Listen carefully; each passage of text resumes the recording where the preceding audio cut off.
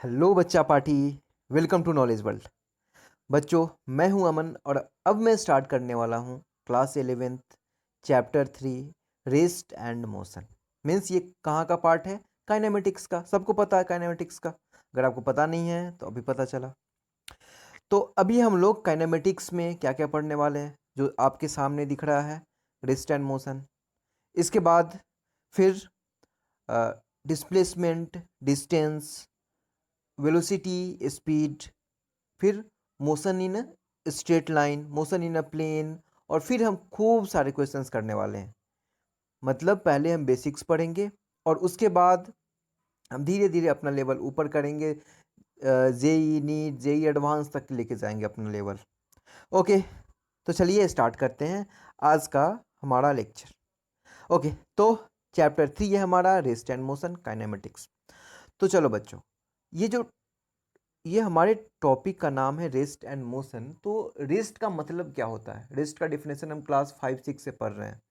हाँ, जब मैं क्लास 6 में था तो मैं पढ़ा था। अब पता नहीं आप पढ़े थे कि नहीं, क्लास 6 में आप पढ़ते थे कि नहीं, लेकिन मैं तो पढ़ा था।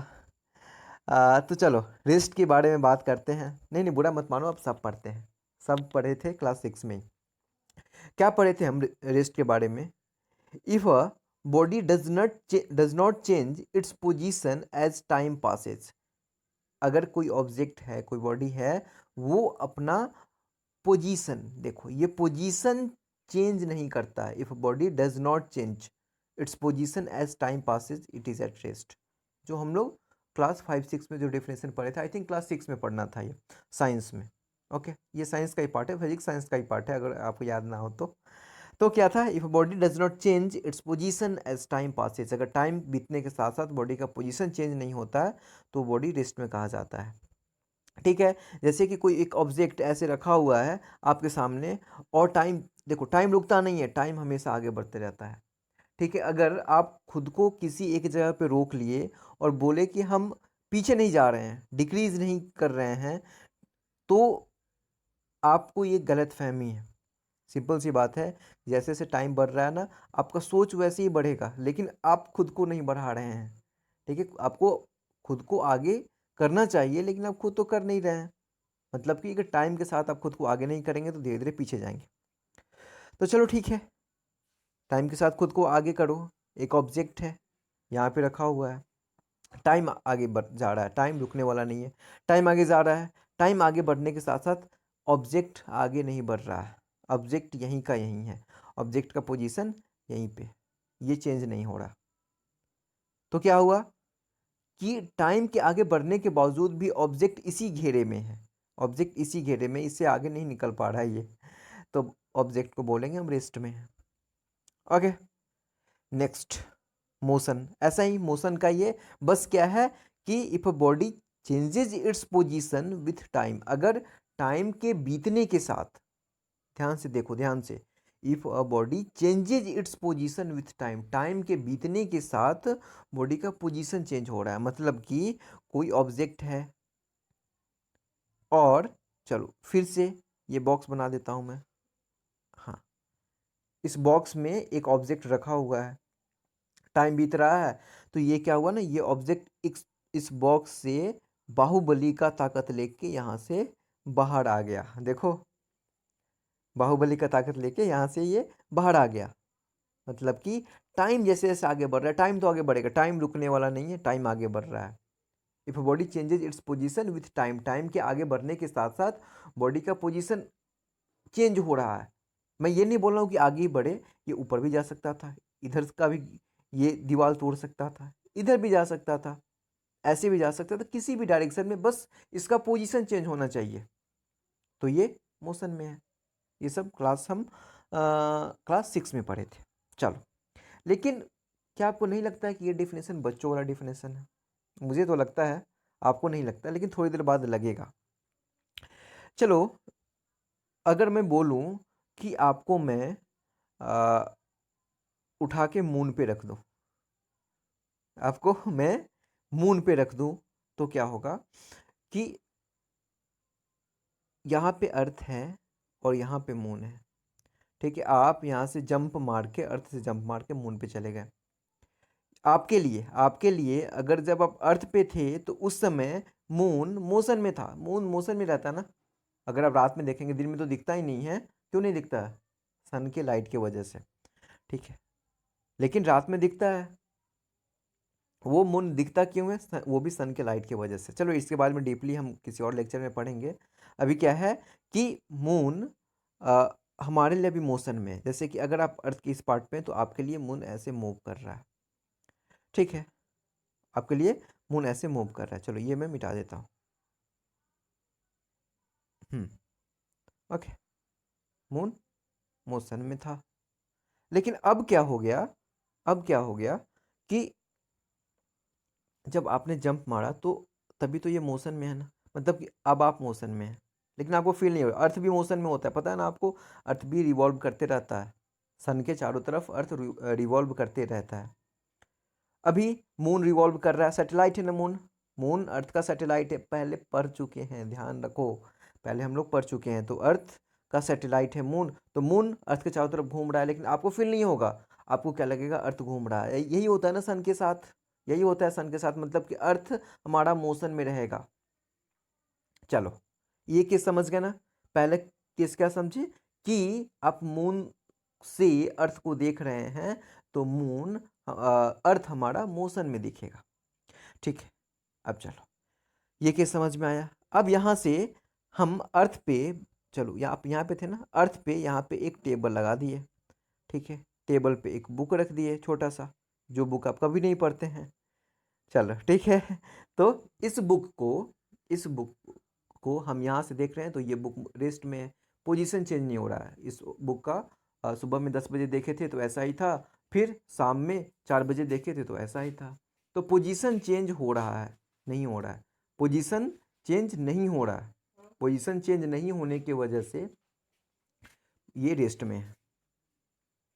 अब क्या किए कि रात में आप जंप मार के मून पे चले गए। मून से देखे तो क्योंकि पूरा अर्थ घूम रहा था, पूरा अर्थ रोटेट कर रहा था, रिवॉल्व कर रहा था, जो भी था, पूरा अर्थ रोटेट करेगा ना। इसके साथ साथ ये जो हमारा एक पूरा अर्थ ये वाला, यहाँ पे जो हमारा ऑब्जेक्ट था, ठीक है, पूरा अर्थ हमारा, यहाँ से देखो, हाँ, पूरा अर्थ रोटेट करने के कारण हमारा ये टेबल भी रोटेट कर रहा था, मतलब कि ये मोशन में आ गया। मतलब कि पोजीशन चेंज होने के कारण हम अर्थ से मून पे चले गए, तो जो चीज़ हम अर्थ पे रेस्ट में देख रहे थे, वही बुक, क्योंकि अर्थ रोटेट कर रहा है, रिवॉल्व कर रहा है, तो वो मोशन में दिखेगा हमें। मतलब कि कुछ गड़बड़ हो गया, हमारी डेफिनेशन में कुछ गड़बड़ है। अर्थ से देखने पे लग रहा है कि पोजीशन चेंज नहीं हो रहा है, लेकिन मून से देखने पे लग रहा है कि पोजीशन चेंज हो रहा है। वही ऑब्जेक्ट, वही बुक जो टेबल पे रखा हुआ है, अर्थ पे रेस्ट में था, रेस्ट में है, लेकिन अगर मून से देखें, बुक अभी भी अर्थ पे ही है, उसी टेबल पे है, लेकिन अगर हम मून से देख रहे हैं तो वो मोशन में आ गया। मतलब कि पोजीशन के चेंज के साथ साथ, पोजीशन के चेंज के साथ साथ हमारा जो रेस्ट और मोशन का डिफिनेशन है वो बदलता है। तो इसके लिए हमने क्या किया? इसके लिए हमने नया कॉन्सेप्ट लाया, और वो है फ्रेम ऑफ रेफरेंस। मतलब कि हमें एक फिक्स ओरिजिन, हर एक चीज़ का मेजरमेंट कर रहे हैं, हर एक क्वांटिटी का मेजरमेंट कर रहे हैं, उसको फिक्स करना पड़ा। ये गड़बड़ हो रहा था ना फ्रेम ऑफ, मतलब कि पोजीशन चेंज को जो ऑब्जर्वर है, हम ऑब्जर्व कर रहे हैं ना, वो ऑब्जर्वर का पोजीशन फिक्स कर दिया गया। तो यही है कि motion is combined property of the object इस object under study and the observer. देखो देखो, motion is combined property of object under study and the observer, STUDY, study and the observer. मतलब कि मोशन ऑब्जर्वर का और ये जो object का स्टडी का कंबाइंड प्रॉपर्टी है। मतलब नहीं समझे आप? कॉम्प्लेक्स है ये। चलो मैं समझाता हूँ, सिंपल सा समझो कि फ्रेम ऑफ रेफरेंस का ये मतलब है कि जो हमारा पोजीशन चेंज हो रहा था ना, पहले मून पे थे, नहीं नहीं, पहले अर्थ पे थे, फिर मून पे चले गए। अर्थ पे होने से वो ऑब्जेक्ट रेस्ट में था, मून पे जाने पे वो मोशन आ गया। तो उस चीज़ से बचने के लिए हमने, साइंटिस्ट ने कहा कि अब एक जगह मान लेंगे, जैसे कि यहाँ पे इस पॉइंट को मान लो कि यहाँ पे ये जो ओरिजिन है ना, ये एक्स वाई जेड एक्सिस, चलो ये एक्स एक्सिस है, ये वाई एक्सिस है। तो क्या है कि हम मान लेंगे कि ये जो ओरिजिन है ना, यहाँ पे कोई ऑब्जर्वर है, ठीक है। ऑब्जर्वर से ऑब्जेक्ट कितना मूव किया, यहाँ पे मूव कर रहा है, यहाँ पे मूव कर रहा है, या फिर देखो ये जेड एक्सिस कहाँ है, एक्स एक्सिस तो ये हॉरिजॉन्टल हो गया, वाई एक्सिस ये वर्टिकल हो गया, जेड एक्सिस जो आपके जो एक्सिस यहाँ से आपके फ़ोन से बाहर निकल रहा है, आपके फ़ोन या फिर आपका लैपी जो भी आपका सिस्टम है उससे बाहर निकल रहा है, तो उसको आपके फ़ोन से बाहर, आपके लैपी से बाहर तो हम निकाल नहीं सकते, इसलिए उसको ऐसे, मतलब कि परपेंडिकुलर ही है, वो परपेंडिकुलर ही है, ऐसे हो गया। तो हुआ क्या कि अगर हम ऑब्जर्वर को यहाँ रख दें, किसी भी ऑब्जेक्ट का x axis, y axis, z axis में कोई चेंज आ रहा है, अगर ऑब्जेक्ट यहाँ पे रखा हुआ था, इसके एक्स एक्सिस में कुछ वैल्यू है, वाई एक्सिस में कुछ वैल्यू है, और ये जेड ये सामने इसमें कोई वैल्यू होगा, तो अगर किसी भी ऑब्जेक्ट के एक्स एक्सिस, वाई एक्सिस और जेड एक्सिस में कोई चेंज आ रहा है तो ऑब्जेक्ट मोशन में है।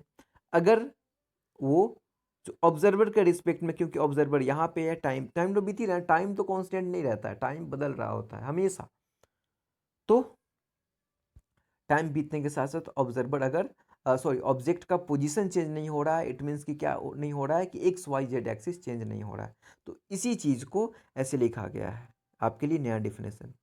If the all the if all the three coordinates x y z of the particle remains unchanged as time passes, time बीतने के साथ साथ जो कोऑर्डिनेट्स होते हैं एक्स वाई जेड वो बदल नहीं रहे हैं, वो वही रह रहे हैं, ठीक है। We say that the particle is at rest with respect to this frame, मतलब कि यहाँ पे इस फ्रेम पे जब आप रेस्ट में हैं, आप मतलब कि ऑब्जर्वर ओरिजिन पे है, और जो ऑब्जेक्ट है, ऑब्जेक्ट का ना एक्स एक्सिस बदल रहा है, एक्स कोऑर्डिनेट बदल रहा है, ना वाई कोऑर्डिनेट बदल रहा है, ना जेड कोऑर्डिनेट बदल रहा है, तीनों कोऑर्डिनेट नहीं बदल रहा है, मतलब कि वो रेस्ट में। अगर वही तीनों में से कोई एक, कोई दो या कोई तीन, सॉरी तीनों, कोई तीन नहीं, तीन तो है ही, कोई एक कोई दो या फिर तीनों कोऑर्डिनेट अगर चेंज हो रहे हैं, मतलब कि ऑब्जेक्ट हमारा मोशन में है, यही है। इफ एनी वन और मोर coordinates changes with time we say that the body is in motion with respect to this frame, मतलब जिस फ्रेम से हम यहाँ से देख रहे थे ऑब्जर्वर बन के, यहाँ पे ऑब्जेक्ट का या तो एक्स चेंज हुआ, एक्स कोऑर्डिनेट या वाई कोऑर्डिनेट या जेड कोऑर्डिनेट, तो यहाँ पे वो ऑब्जेक्ट हमारा मोशन में आ गया, ठीक है। तो अभी ये डिफिनेशन रहा रेस्ट और मोशन का। क्या था रेस्ट और मोशन में, कि पहले हम समझ रहे थे कि टाइम बीतने के साथ पोजीशन चेंज होगा तो ऑब्जेक्ट मोशन में, टाइम बीतने के साथ पोजीशन चेंज नहीं होगा तो ऑब्जेक्ट रेस्ट में। लेकिन अभी थोड़ा हमने क्लास 11th में आके थोड़ा सा हमने डिफिनेशन को चेंज किया है। अगर ऑब्जेक्ट रेस्ट में है, मतलब कि जो हमने फ्रेम ऑफ रेफरेंस लिया है, और अभी के लिए देखो क्लास पूरे 11 में और 12 में, ये देखो बेसिक्स पढ़ रहे हैं, अभी बिल्कुल बेसिक पढ़ रहे हैं, ये एकदम फर्स्ट क्लास था ना, फर्स्ट लेक्चर है।